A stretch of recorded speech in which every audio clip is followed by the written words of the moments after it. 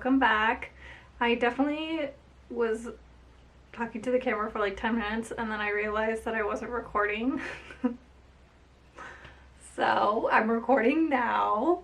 But I was talking about how I received my paper and how I've been thinking, or I mentioned this in the last vlog, how I've been wanting to do larger prints. So right now I only offer 5x7 and 8x10, but I want to start selling 11x14 and in the future hopefully like 16x20. The whole main reason of why I'm going to start selling 11x14 prints is I'm doing a watercolor for a friend and she's gonna put it in her nursery, so it's gonna be like a whimsical nursery kind of watercolor. I've done 2 of the animals, so this is kind of the like vibe I'm going for. So I have 2 animals done. There's an owl and a hedgehog. I didn't want to do it on an 8x10. I kind of wanted to go larger, but I wanted to put it on the textured paper that I have because I think it's really nice and it kind of gives the look as if it's an original watercolor. So I went ahead and I bought a larger size. This is I believe it's a 11x17. Yeah, so this is 11x17. I am gonna have to trim it to an 11x14, but that's okay. What I do actually is I save all the scraps from my paper. So I have this box. I need a different solution. So when this is full, I'll go ahead and I'll stick it in my shredder and I will use that as packaging for like coasters and glass paintings and stuff like that. I try to be as eco-friendly as possible when it comes to like packaging and my business and whatnot, and not just throwing away the scraps but finding a way to use them. So that's what I do. I don't know when I'm gonna release the 11x14 prints.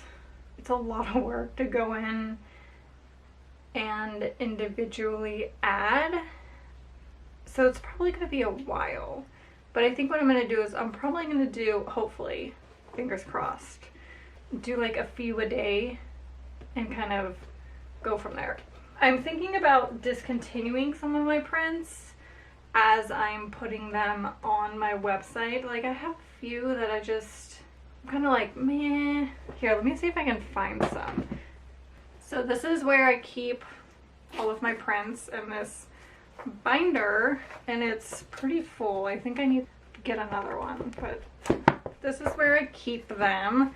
I try to keep it as organized as possible. I think I might have weeded out the ones that I am like not that crazy about. Actually, now that I'm thinking about it. Oh, there's like this one. I don't think I sell this one though. But I have this one. Not super crazy about it. I was offering it as a free print when you sign up to my website, but I think I've changed that since. Oh, I have this one. This is one of the very first watercolors that I ever did. I think this was the second watercolor that I did like this. And I didn't really know what I was doing. Oh, this is the first one, you know what? This is the first one that I did in the ink watercolor style. I actually really like this one. It kind of, the texture kind of gave it like a marbly feel. It's kind of cool. So I do sell these online, but I'm not like crazy about them. Oh, I have this one. I forgot I had this. I have this. I don't know if I sell this. I don't know if I'm like too crazy about this one. I have this one in a black and white. And I think I like the black and white better. I think that's it. I don't know where I put them all. But I have this one that is like watercolor mountains that I'm not really crazy about. I think there's a frog one on there that just I could do without. But I don't know where those originals are. They're probably in a pile somewhere. As I'm adding prints to my website, I've just kind of been kind of just keeping the ones that I love. I think I have like almost 50 prints right now, and I probably only really like about 30 of them. So it's a process. Oh, you know what? Speaking about my website, I think in the last vlog I mentioned how I was, or maybe it was the one before that, how I was looking at stock photos for my prints. Because right now what I do is I have just one stock photo and I will plug the print that I want into that stock photo and then upload that, so I'm not taking a picture every time I release a new print. I found one that I liked. I don't think I'm going to use it. I ended up taking a picture, I'll go ahead and I'll insert it here, of a newer print that I'm going to be releasing, and I really like it. I like that it's not misconstruing the image to be like stark white, because I'm having that problem when I'm going into Photoshop, when I'm scanning in my photos and then I'm editing them. They are reading as like bright white when in actuality they're not. I don't want to misrepresent the products that I have, and I think in a way I'm doing that because like when you're looking at a picture and you're trying to buy a print from the Etsy website, it's reading as a print that is printed on bright white paper when in actuality it's not. It's more of like a textured paper with like warm undertones. And so the way that I took the picture, I think it reads it a lot better, and you can see the texture of the paper, which I really, really like. I have to retake it though because I didn't sign the print. So I need to retake it, and I probably want to get like a few close-up shots and maybe a video. My neighbor's truck. Hold please. Okay, you know what? This kid has been out there for like 10 minutes. I just closed the window because I don't know when he's leaving. I'll just like adjust the sound. But if you hear like a strange muffling in the background, that's what that is. He has the loudest truck ever. So I wanted to show you an actual example of the paper and kind of show you it. So I found a white envelope, well not envelope, this is what I used to like pack my stickers in, and you can see the difference. The only thing with the photo that I took is I have to print out each print and take a photo of it, which is going to take a long time, but I feel like that's the best way to do it, you know, because it's not like misrepresenting the color of the print. I'm just more comfortable doing that. And I can get the texture of the paper in that photo more than I can with what I have right now. So I'm going to be working on that probably for like the next month. Right now what I think I'm going to do, I am going to paint another animal.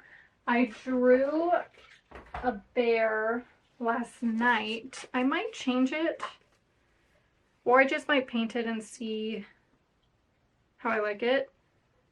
But this is it. Here's the camera. There it is. I think I need to like make his leg longer. I don't know. Something's happening here that's not really reading. It looks a little weird.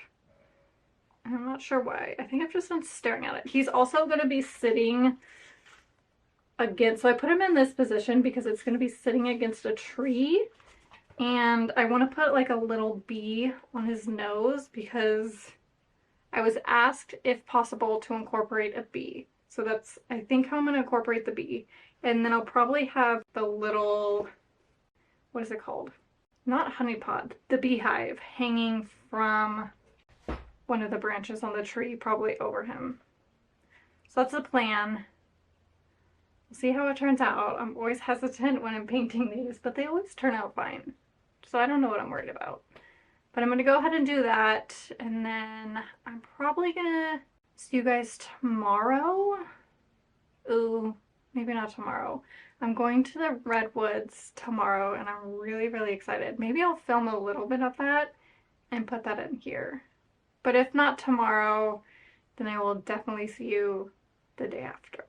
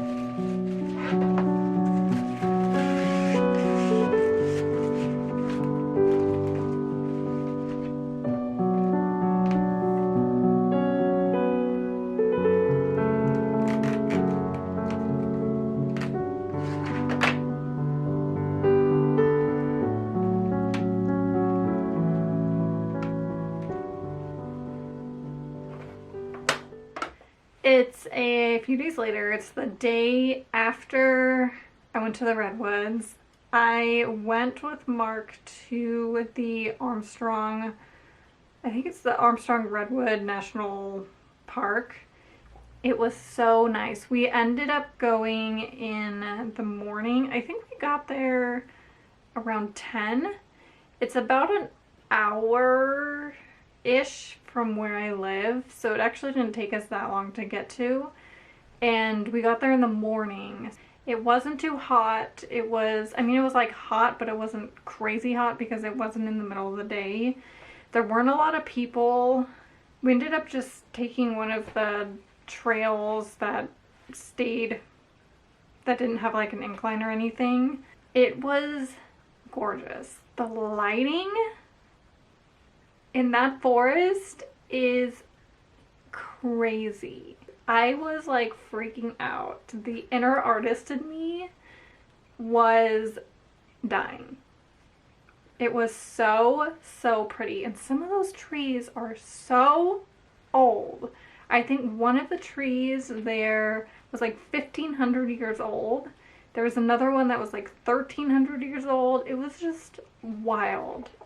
I just forget how humongous redwoods are. I remembered my sunscreen, although it was shaded, so we weren't in the sun all that much. But I didn't remember bug spray.